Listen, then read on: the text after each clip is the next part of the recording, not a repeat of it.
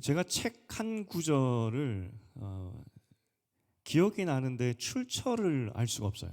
제가 써놓은 게 있었는데 어떤 구절의 내용이냐면, 학문은 서재에서 시작할 수 있어도 그 끝은 시장 바닥에서 맞춰야 한다. 학문이라는 것이 서재, 책방, 내 책상에서 시작은 할 수 있겠지만 그 끝은 시장 바닥까지 영향을 미쳐야 된다는 겁니다. 어떤 의미인지 아시겠죠? 그러니까 책상에서 공부하는 거 좋지만 그게 거기서 그치면 아무 소용이 없고, 실제적으로 사람의 삶을 바꾸고 사람에게 영향을 줘야, 그래야 비로소 학문으로서의 가치가 있다, 그런 내용일 겁니다. 사실 제가 설교를 준비할 때 항상 마음에 두는 그 내용, 그 의미입니다. 그러니까 목양실에서 저는 좋을 수 있어요. 야, 새로운 거 깨달았다.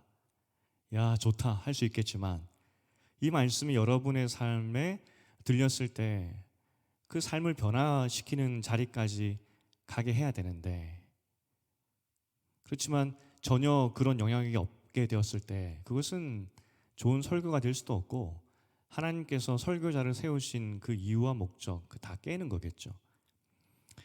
마가복음이 쓰여졌습니다. 하나님 말씀이죠. 이 말씀이 로마 교회 성도들의 삶을 바꿔줬을까요? 지금 마가가 열심히 베드로로부터 들었던 예수의 이야기를 잘 정리해서 로마 교회 성도들을 위해 썼는데, 이것을 받아든 로마 교회 성도들의 삶은 바뀌었을까요? 우리가 로마 교회 상황을 들어서 아시겠지만 자기들 눈앞에서 지금 바울과 베드로가 순교를 당했고, 그리고 로마 황제는 기독교인들을 잡아 죽이려고 하는 그런 시도들, 그런 분위기들 속에서 이 말씀을 받았는데 그들은 이 말씀을 통해서 그런 삶이 변화되고 승리하는 그런 일들을 경험했을까? 결국은 그 내용은 알지만 로마 교회 성도들은 성공했습니다. 이 기준으로 본다면 분명히 고난과 고통이었지만 이겨냈죠. 우리가 오늘 설교를 듣고 또 가시겠지만, 그리고 주일날에도 설교를 듣고 또 각자의 삶으로 돌아가시지만, 만약 이 예배당 안에서 참 좋다 하고 간다면 그것은 사람의 소리밖에 되지 않습니다. 정말 우리 삶을 바꾸고 나를 치고 변화하지 않는다면 그것은 교회를 세우신 목적과 설교자를 세우신 목적은 다 우리가 스스로 깨버리는 거겠죠. 그래서 유튜브 쇼츠라는 걸 시작했습니다. 나는 유튜브를 잘 몰라요 하시는 분들도 교회 홈페이지에 가시면 설교 클릭을 하시고 거기에 보면은 쇼츠 영상을 클릭할 수 있도록 또 마련되어 있습니다. 그러니까 유튜브로 볼 수도 있고 또 홈페이지에서도 볼 수도 있고, 그리고 젊은 분들을 위해서 이제 인스타그램이라고 또 생겼습니다. 페이스북 말고 거기에도 이제 교회 이름으로 하나 만들어서 올리기에 시작을 했습니다. 그러니까 왜 그걸 하느냐? 우리가 주일날 말씀을 받았지만 또 묵상했지만 도전받았지만 잊어버리니까 다시 한번 묵상하고 기억하고, 그래서 우리 삶을 바꾸는 데까지 가자는 그런 의미입니다. 단 5분의 습관이 삶을 바꾼다는 그런 이야기도 있습니다. 제가 지난번에 가정의 습관으로 양육하라, 그 책에서도 5분의 새로운 습관이 당신의 아이들과 당신의 가족과 당신의 삶을 바꾼다는 그런 내용이 있지 않습니까? 이건 기독교건 기독교가 아니건 다 성공에 대한 책을, 또 성공에 대한 것을 말하는 책들에 대해서 그 책을 보면 다 그런 말을 하고 있습니다. 그러니까 우리의 삶이 바뀌는 것이 그렇게 어렵지 않습니다. 그러니까 말씀을 듣고 단 5분의 그 적용들, 그러니까 그걸 도우려고 이제 저희가 유튜브 또 쇼츠 이런 것을 시작하게 됐는데, 사실 제가 부끄럽습니다. 제 얼굴이 나가는 거니까. 기왕 시작했으니까 유명해지긴 해야지 되는데 굉장히 부끄럽습니다. 그런데 지난주에 그게 올라가자마자 정말 불과 전광석화처럼 제 부산 친구에게 전화가 왔습니다. 봤다고. 그런데 그 친구가 뭐라고 이야기하냐면, 야, 네 얼굴 왜 이렇게 사갔냐? 그러는 겁니다. 그러니까 쇼츠로 보니까 좀 더 이게 디테일했나 봐요. 네 얼굴 왜 이렇게 사갔냐? 막 그러면서 그래도 위로가 되라고 이런 말 하더라고요. 그래도 네가 우리 중에 제일 잘생겼는데, 과거형으로 잘생겼었는데 똑같아졌다는 그런 의미겠죠. 이제 이렇게 사갔냐고. 굉장히 부끄럽습니다. 제가 제 얼굴이 나가고, 그리고 어떤 뒤에는 또 페이스북 보니까 저 주일학교 선생님, 그 여자 선생님이 계셨는데 지금은 권사님이시죠. 그분이 그 사투리가 들려서 아주 반가웠다라고. 그 제 말에 부산 사람들은 또 알아듣거든요. 사투리가 나온다는 거. 그 짧은 1분짜리 동영상에도 사투리를 캐치하시고 얼마나 부끄럽던지. 하지만 우리가 그렇게 애쓰고 노력하는 것은 그 말씀을 통해서 내 삶을 바꾸는 데까지 가기 위함이라는 겁니다. 그래서 수요일 날 오늘 똑같은 말씀이 마가 공동체, 그러니까 로마 교회에 들려져서 그들은 삶이 바뀌게 되었고, 똑같은 말씀이 우리에게도 주어졌습니다. 그런데 그들의 삶은 바뀌었고 우리의 삶은 바뀌지 않는다? 이건 있을 수가 없는 거죠. 그러니까 우리가 어찌하든지 우리 삶을 바꾸는 자리까지 가야 된다는 겁니다. 분명히 가능한 일이고 초대교회도 성공했고 우리가 또 믿고 따르고 우리가 신학을 받아들였던 우리 종교개혁자들의 신앙도 그러했고, 오늘 성경에서 엘리야가 나오고 있습니다. 그 엘리야 시대 때에도 그러했죠. 엘리야뿐만 아니라 숨어있던 7천 명이나 그 말씀에 반응하여서 목숨 걸고 하나님을 따랐던 사람들이 있었다는 겁니다. 그래서 우리가 정말 바라기는 주일 예배만 잘 드려도 우리 삶이 바뀌고, 그리고 주일 예배만 잘 드려도 충분하다고 제가 말씀드리는 것이 바로 이러한 의미입니다. 말씀 듣고 같이 변하여서 하나님 원하시는 그런 신앙생활 하시는 우리 모두가 되기를 주님의 이름으로 축복드립니다. 이번 주 거 보셨나요? 이번 주 건 더 마음에 안 들어가지고 고민입니다. 이제 제가 오늘 본문에도 이제 우리 계속해서 챕터 2를 보고 있는데 제자도입니다. 어떻게 우리 삶을 바꿀까 합니다. 어떻게? 마가복음의 챕터 2 제자도, 실제적으로 이 땅을 살아가면서 우리가 어떻게 바뀐 삶을 살까, 그 이야기입니다. 특별히 이 변화산, 예수가 변화되는 그 모습인데 오늘 꼭 이 의미를 여러분 마음에 새겼으면 좋겠다는 겁니다. 오늘 본문의 핵심은 변형된 예수의 모습입니다. 너무나 거룩한 모습이고, 그래서 제자들이 두려워 떨었다는 겁니다. 야, 사람이 변했는데 그 모습이 두려워서 아무것도 못할 만큼 그러한 모습이었다는 겁니다. 미래적이고 또 예수님이 재림할 때 그 모습을 미리 보여줬다라고 할 수도 있겠죠. 또한 예수가 바로 하나님이라는 것이라고 또 보여주는 그런 중요한 구절이기도 합니다. 모두 다 미래적이고 인간은 번접할 수 없는 신적 영역을 보여주는 사건으로 보이기도 합니다. 그런데 오늘 이 의미가 도대체 어떤 건지 좀 더 살펴보고자 하는데, 먼저 6일 후에 이런 일이 있었다 이야기를 합니다. 어떤 첫날부터 6일 후 시간이 지났다는 것인데, 그 첫날이 어떤 날인지는 알지 못합니다. 안식 후 6일째인지 아니면 베드로가 주를 메시아로 고백한 후로부터 6일째인지 잘은 모르지만 어쨌든 제자들과 예수님은 알고 있겠죠. 그런데 마가가 독자들이 알아듣지 못하는 그 6일 후라는 그 말을 쓴 이유가 있습니다. 왜 6일 후라는 그 단어를 썼냐면, 지금 이 사건 자체가 하나님의 영광을 보는 사건 아니겠습니까? 이게 출애굽기 24장 16절에 보면은 모세가 그 하나님의 산에 올라가게 되는데 6일 동안 하나님의 영광의 산에 머물렀고 7일째 하나님의 음성이 들리는 그런 사건이 있습니다. 그러니까 오늘 하나님의 영광이 이 땅에 다시 보이게 되는데, 그 6일 그랬을 때 모세 때 그때 6일 지나고 7일째 음성이 들렸는데 그 영광과 동일한 것이구나, 이것을 힌트로 주기 위해서 마가가 6일 후에 라는 말을 썼다는 겁니다. 그리고 산에 올라갔다는 이 표현도 굉장히 중요한 것인데, 모세도 산에 올라갔었고요, 엘리야도 산에 올라갔다가 하나님의 영광을 보게 됩니다. 그러니까 하나님의 영광이라는 것을 명확하게 보여주기 위해서 6일 그리고 산에 올라갔다, 이것을 마가가 의도적으로 자세히 기록하고 있다는 겁니다. 이때 제자들의 반응은 두려워합니다. 왜냐하면 구약에서도 하나님의 영광을 봤을 때 사람들이 다 두려워했습니다. 여러분, 하나님 보면은 살 사람이 없잖아요. 두렵겠죠. 너무 두려워해서 이 사람들이 도대체 무슨 의미인지도 모르고 초막 셋을 짓자 이렇게 이야기하죠. 여기가 좋사오니 살자는 그런 의미가 아닙니다. 초막이라는 것은 성막을 의미합니다. 이스라엘 역사상 하나님의 강력한 임재, 그리고 이 땅에 하나님의 영광이 임하는 곳, 거기가 성막이거든요. 오직 거기에만 하나님의 영광이 있습니다. 제자들이 지금 보고 이해한 것이 무엇이냐면, 모세의 성막에 임하신 그 영광이 다시 이 땅에 임했구나.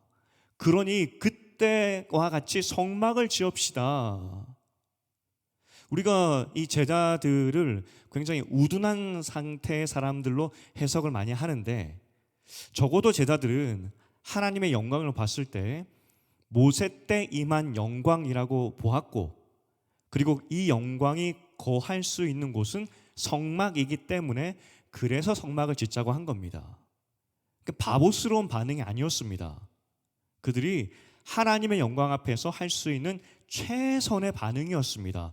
하나님의 영광은 성막에 있어야 되니 성막 지읍시다. 제자들이 잘 본 거죠. 구약의 하나님의 영광이 지금 임한 것이 맞습니다. 그래서 그들이 할 수 있는 최상의 반응으로 성막 지어서 하나님의 영광이 거기에 거하게 하십시다 라고 말한 것이죠. 지금 이 변형된 예수의 모습이 무엇을 의미하냐면, 그 예수가 변신했다는 그런 말이 아닙니다. 마치 자동차가 가다가 로봇으로 변하고 그런 의미가 아니라 완전히 다른 존재로 다른 형태로 바뀌었다는 거거든요.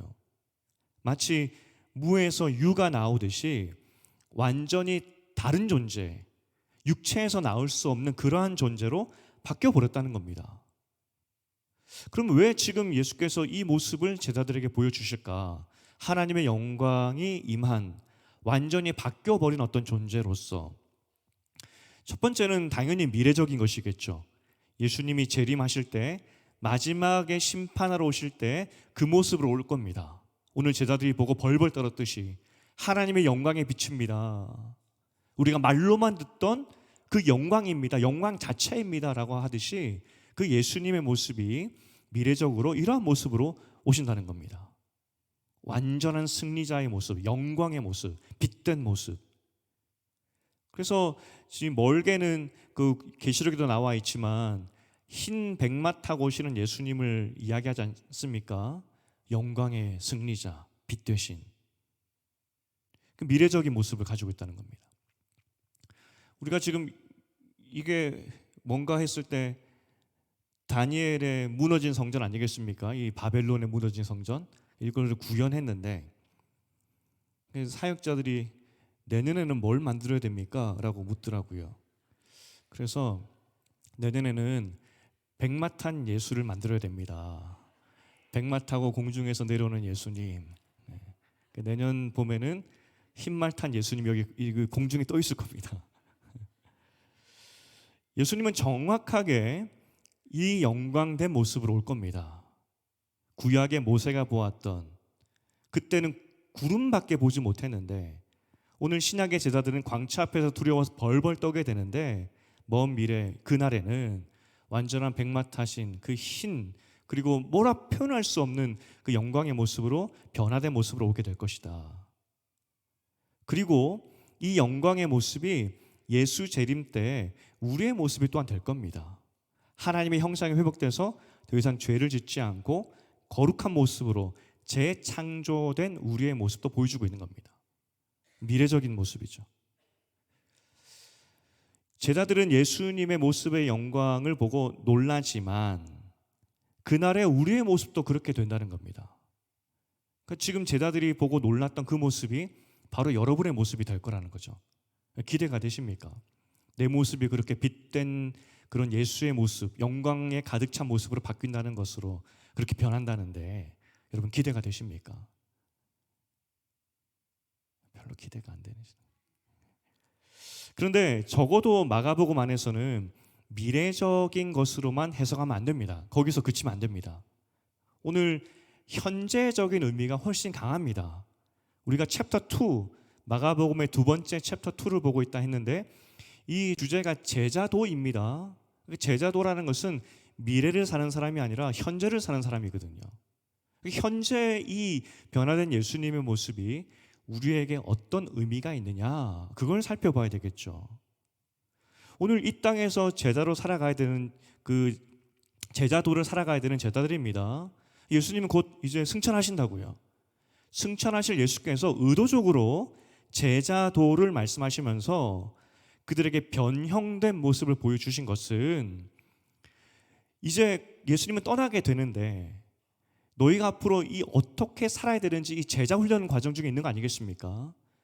그 제자 훈련 과정 중에 있는 제자들에게 이 변형이라는 이 단어, 이 형체의 변화가 굉장히 중요하기 때문에 오늘 보여주고 있다는 겁니다. 우리가 지난번 제가 한번 예를 들었는데 아프리카 오지에서 그 외부 서양 사람들이 들어왔을 때 그 아프리카 사람들이 가지고 있지 않았던 그 병들을 외부인들이 가지고 왔다 그랬죠. 특별히 간염 같은 거. 그러니까 우리는 간염에 대한 면역력이 있지만 아프리카 사람들은 면역력이 없었던 거예요. 그래서 마을의 3분의 1, 3분의 2가 간염 때문에 다 죽게 됩니다. 그리고 그때 마을에서 가장 사냥을 잘했던 그 남자가 한 10살짜리 아들을 가지고 있었는데 그 남자도 아무리 사냥을 잘해도 간염을 피해갈 수 없었습니다. 그 완전히 몰골이 병색에 완연하고 정말 제대로 힘도 쓰지 못하는 그런 상태의 아버지였지만 10살 된 아들을 위해서 힘겹게 사냥을 가르쳤던 그 다큐멘터리를 한번 여러분에게 소개시켜드렸죠. 그러니까 아버지의 마음 아니겠습니까? 이제 혼자 이 땅에 이 아들이 남겨지게 될 텐데 마지막 혼신을 다해서 어떻게 나무에 매달린 원숭이를 사냥할지를 그 아버지가 가르쳤다는 겁니다. 마지막 힘을 다해서. 오늘 예수께서 자신의 변형된 모습을 제자들에게 보여주시는 것이 바로 그와 같다는 겁니다. 나는 떠나지만 너희가 이 땅 가운데 살아갈 때 꼭 기억해야 되는 것, 이 변형된 내 모습을 기억하라는 겁니다. 현재적인 모습이죠. 현재적인 의미가 그래서 무엇인지 우리 오늘 좀 더 봐야 될 것 같습니다. 오늘 본문을 풀 수 있는 키는 1절에 있었습니다. 우리 지난번에 봤던 거기 1절에 9장 2절부터 13절은 미래의 영광에 대해서 설명하는 것처럼 보이지만 그러나 이 이야기의 시작은 1절에 지금 즉시 일어나서 우리에게 영향을 미치는 그 결과적인 것으로 실제 이야기해주고 있다는 겁니다. 9장 1절에 보면은 이미 하나님 나라의 권능이 지금 임했다라고 이야기를 하고 있습니다. 지금 하나님의 영광이, 그 권능이, 왜냐하면 메시아가 이 땅 가운데 오셨기 때문에 메시아가 가져올 미래의 하나님의 영광이 이미 이 땅에 왔다는 겁니다. 이해가 되십니까? 먼 미래에 올 것이라고 생각했던 메시아가 지금 이 땅에 왔기 때문에 그 메시아가 가져올 영광이 지금 우리에게 임했다는 것이죠. 즉시 즉각적으로 지금 우리에게 임하게 되었다는 것으로 9장 1절에서 시작을 하고 있는 겁니다. 지금 루터 같은 경우 어떻게 이야기했냐면 여러분 이 구절도 잘 한번 묵상하면 좋겠는데 루터가 이런 말을 하게 됩니다. 비록 죄악된 세상에 있지만 사탄이 어찌할 수 없는 영광의 하나님의 자녀가 된 상태. 무슨 말이냐면 비록 우리가 이 땅의 세상에 죄악된 세상에 살고 있지만 그래서 하나님의 영광이 보이지 않는 것 같고 우리는 여전히 죄성에 갇혀 있는 것 같지만 먼 미래라 생각했던 하나님의 영광이 이미 내 속에 있다는 겁니다. 그래서 사탄도 어찌할 수 없는 그러한 존재로 바뀌게 되었다는 겁니다. 오늘 9장 1절에서 그걸 이야기한 겁니다. 하나님의 권능이 이미 임했다. 왜냐하면 메시아가 이 땅에 왔기 때문에. 그런데 그 메시아가 지금 어디 있느냐? 너희 속에 있기 때문에 하나님의 권능, 먼 미래가 아니라 하나님의 능력, 하나님의 영광이 너희 속에 이미 임했다라고 하는 것이 오늘 본문의 정확한 해석이라는 겁니다. 그래서 만약에 여러분의 영적인 눈이 열린다면 여러분의 모습이 어떻게 보일 것 같으냐?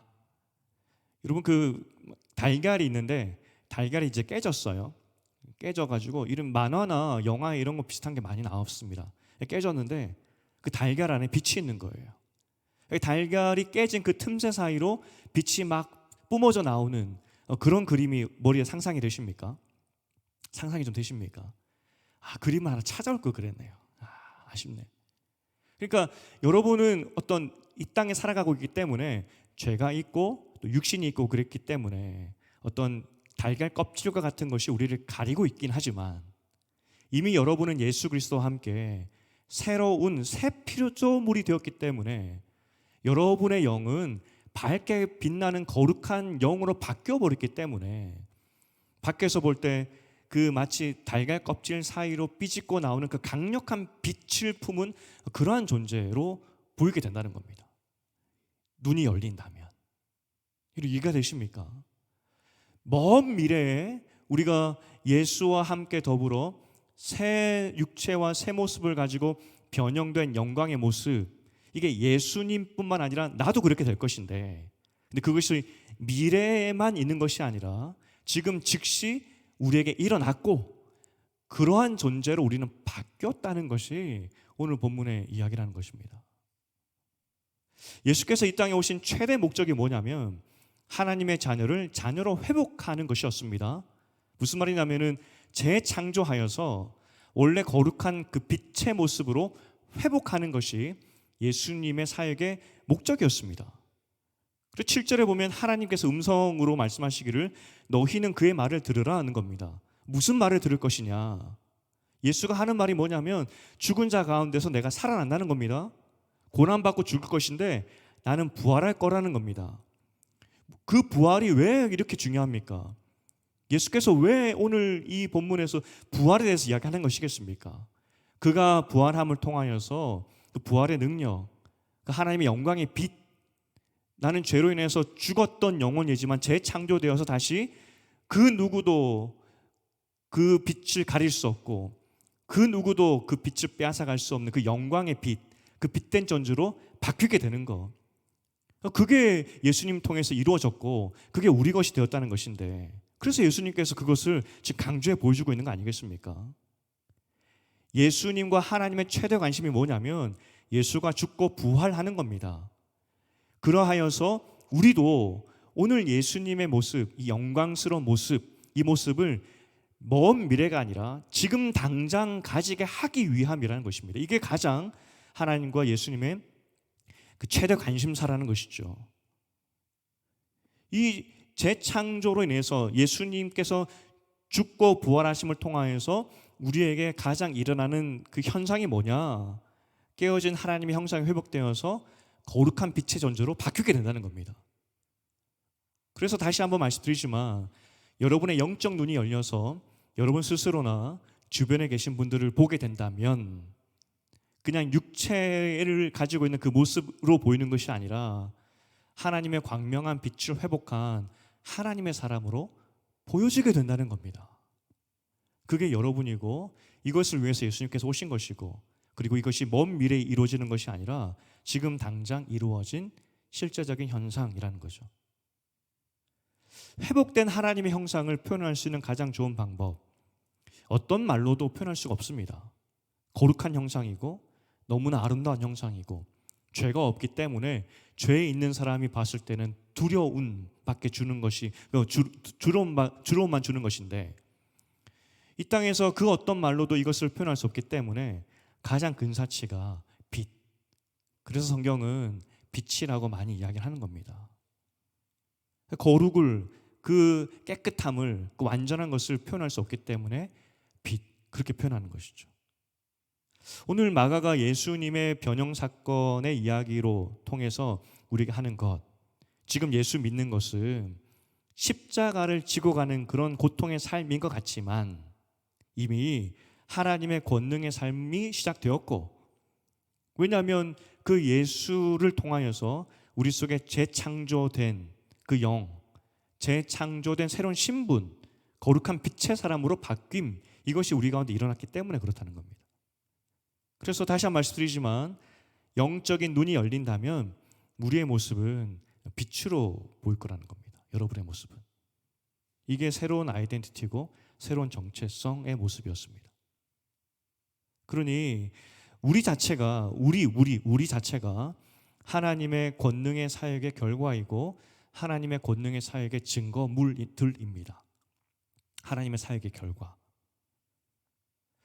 히브리서 11장 38절에 보면 이런 사람은 세상이 감당하지 못하느니라 라고 되어 있습니다.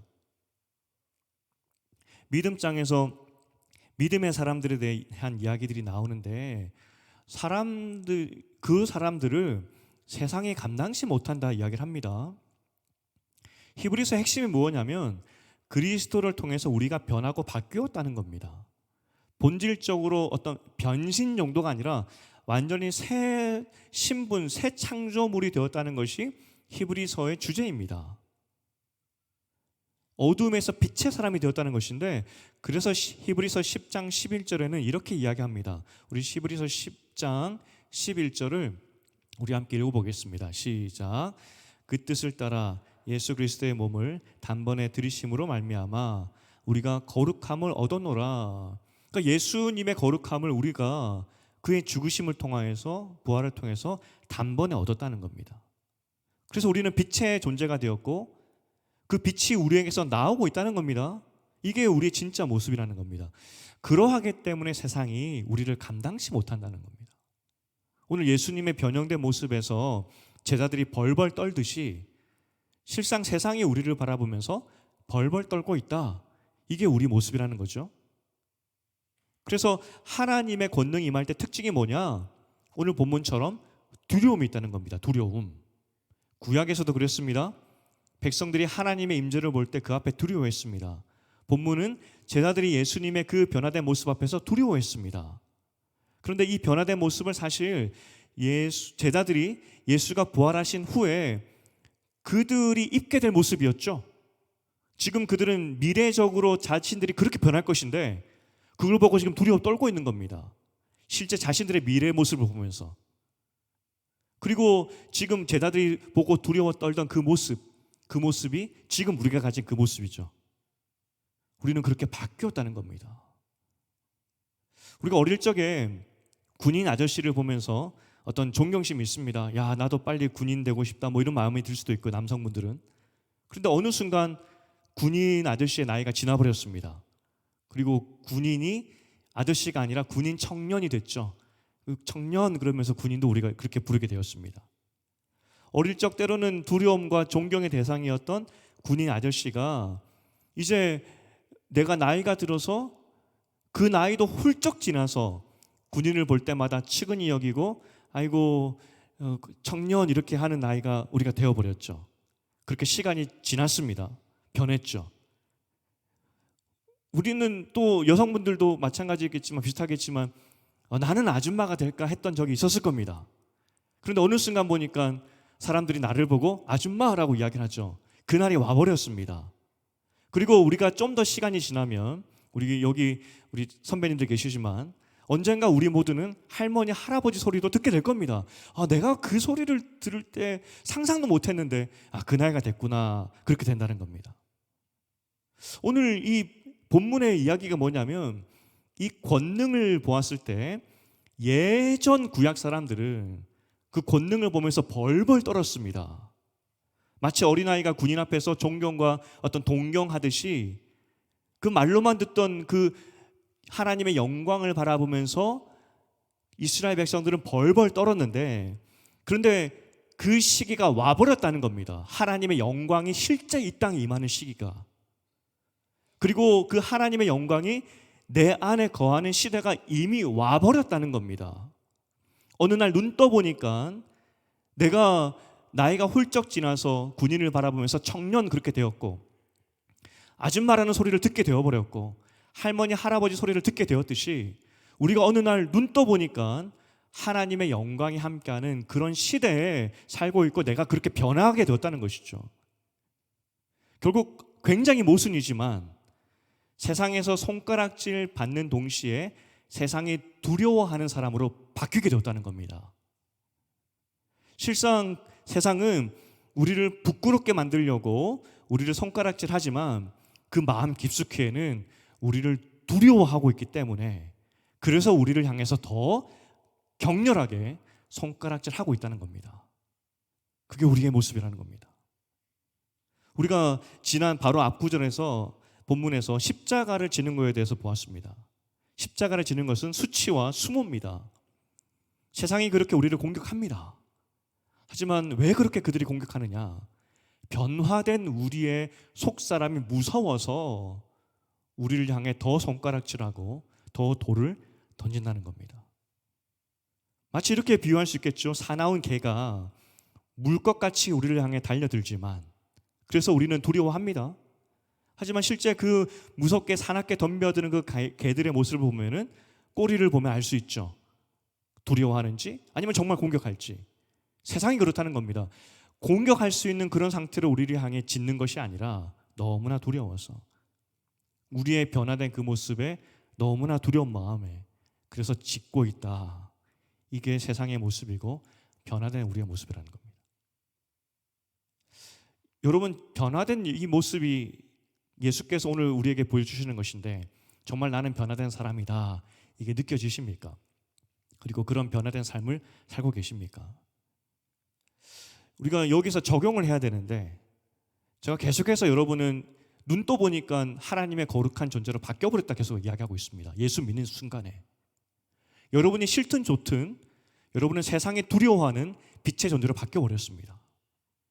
예수 믿기 전에 제자들이 여러분을 봤다면 오늘 본문의 제자들이 예수님 보면서 벌벌 떨듯이 우리를 보고도 벌벌 떨었을 거라는 겁니다. 그게 우리의 변화된 모습입니다. 여기서 아주 중요한 적용이 나오죠. 우리는 존재가 바뀌었습니다. 체질 정도가 바뀐 것이 아니라 존재가 바뀌었다는 겁니다. 존재가 바뀌었기 때문에 세상 사람들이 먹는 것, 세상 사람들이 입는 것으로는 살 수 있는 존재가 아니라는 겁니다.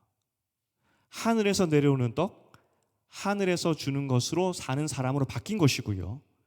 하나님이 주시는 옷과 신발을 신어야 되는 사람으로 바뀌었다는 것이고, 그럼에도 굶지 않고 옷과 신발이 헤어지지 않고 발도 부르트지 않는 것을 경험하는 존재로 바뀌었다는 겁니다. 광야라서 목마르고 괴로울 줄 알았는데 정말 신기하게도 우리는 새로운 존재로 바뀌었기 때문에 목마르지도 않고, 그리고 광야에서 구름 기둥과 불 기둥으로 지켜주시는 그 은혜를 우리는 매일매일 경험하는 그러한 존재로 바뀌어 버렸다는 겁니다. 존재가 바뀌었기 때문에 세상 사람들이 먹는 것과 입는 것이 더 이상 우리에게 필요가 없어지게 된 것이죠.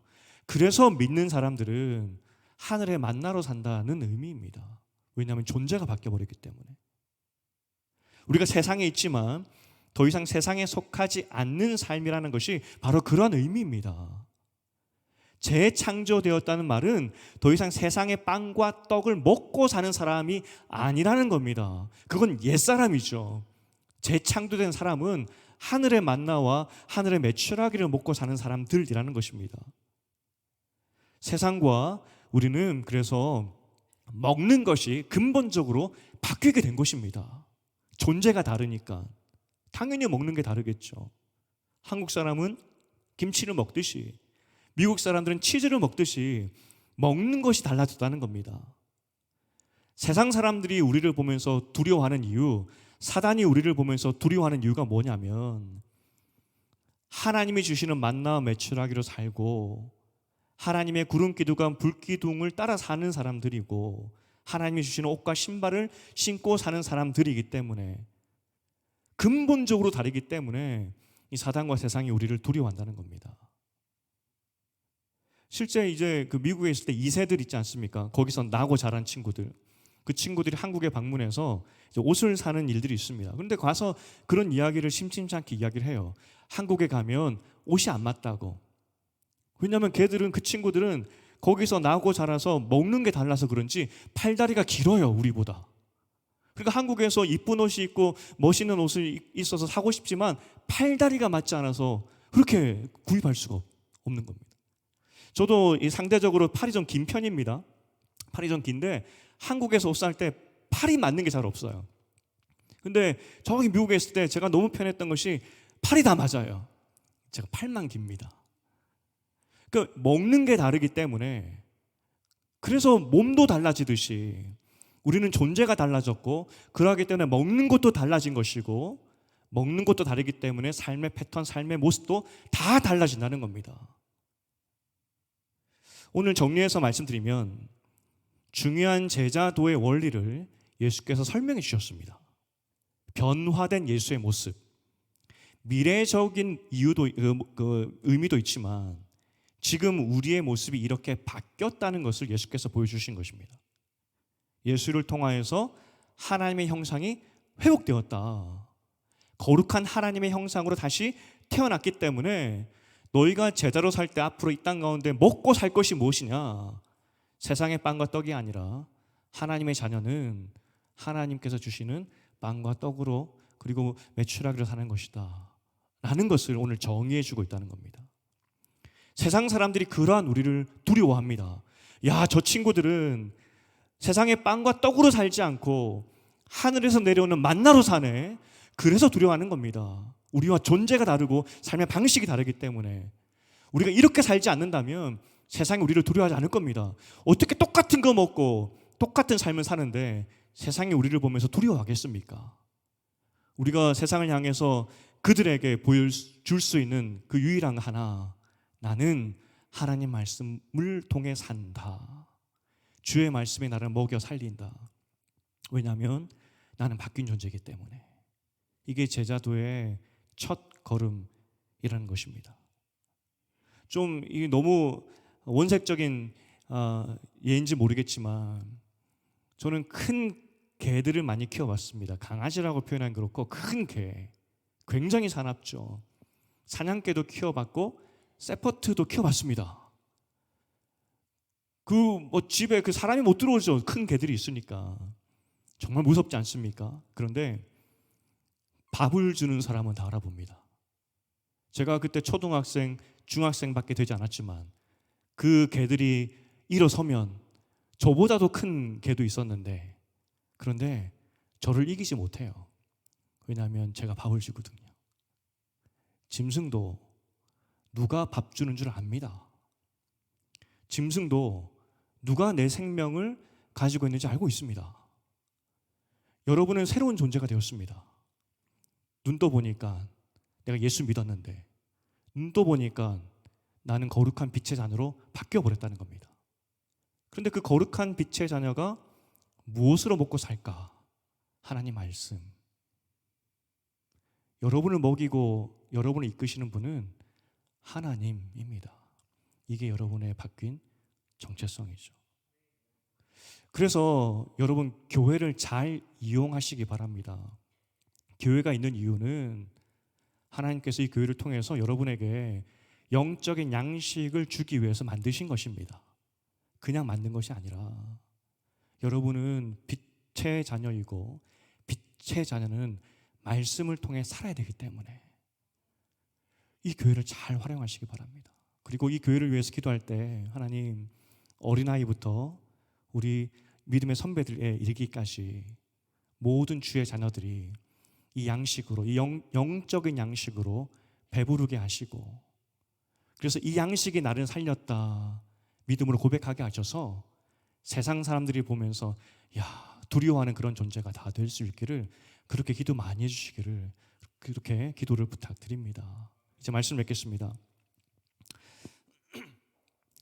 청소년들을 보면 사춘기가 온다고 그래요. 그래서 제가 이제 시간이 좀 내서 계속 책을 읽으려고 하는 것 중에 주제가 이제 청소년 주제, 그리고 뇌.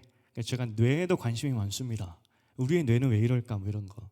그런데 요즘 읽고 있는 청소년에 대한 책인데, 이 청소년 사춘기 때 특징이 뭐냐면 이 전두엽, 여기 앞에 있는 이 전두엽이 자리를 잡아가는 그런 시기라고 합니다.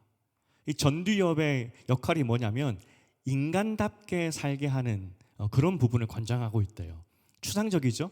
하지만 이 전두엽이 자리를 잘 잡아야 인간다워진다고 합니다.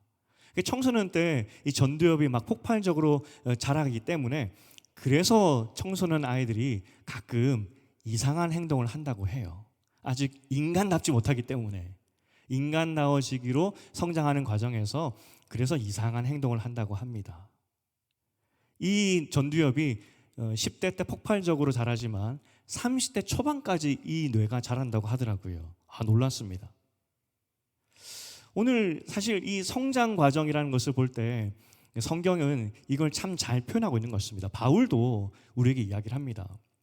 우리가 갑자기 성인이 되는 것이 아니라 성장 과정이 있다고 이야기를 하죠.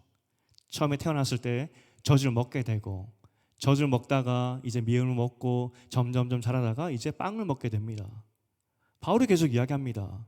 인간답게 살아야 되지 않겠냐고, 하나님의 자녀답게 살아야 되지 않겠냐고. 그럼 자라야 된다고. 언제까지 그 젖만 먹고 있겠냐고. 하나님의 자녀답게 살아야 될 텐데 자라야 되지 않겠냐고. 하나님의 자녀답게 살기를 애쓰는 여러분 되시기를 주님의 이름으로 축복드립니다. 이게 우리 정체성입니다. 오늘 우리가 기도할 제목은 하나님 새로운 존재답게 우리를 새롭게 하시고, 무엇보다 우리가 먹어야 사는데 하늘 양식이 내 입에 들어와서 소화가 되고, 그래서 내가 성장을 해서 그래서 하나님 자녀답게 살아야 되는 것이 순서인데, 하나님 이 교회를 통하여서 하늘 양식을 통해서 점점 하나님의 자녀로 성장할 수 있도록 도와주시옵소서. 이렇게 기도하는 밤 되었으면 좋겠습니다.